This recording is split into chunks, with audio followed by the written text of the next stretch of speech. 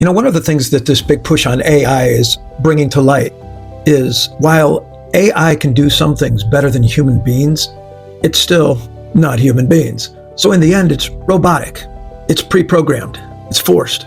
Why do I bring this up? Because one of the biggest arguments against God is that why would he create a world where people could reject him and then end up in hell when he knew that would be the outcome for so many people?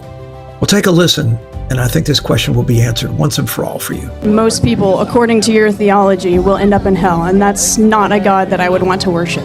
Well, you can choose not to worship him, but it's people's free will where they're choosing to reject him. Why would God create this dichotomy in the first place? Why would he give humans free will, fully knowing, because he's all-knowing, that this would happen to most humans? It doesn't make any sense. Say someone came up and they kidnapped you, and they took you and put you in their basement, and they chained you up, and they said, you're going to marry me, and you're going to love me, and you're going to raise my children.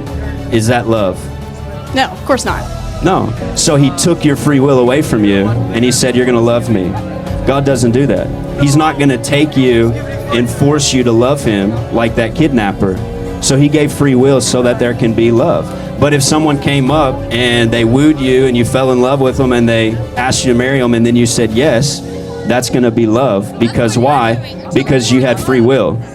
So if there's truly love, then there's truly free will, and that's why God gave each and every person free will. If not, he would have created a bunch of robots down here that had no free will, and there's no love in that. I think anybody who's honest has to agree with that. I agree with everything you just said.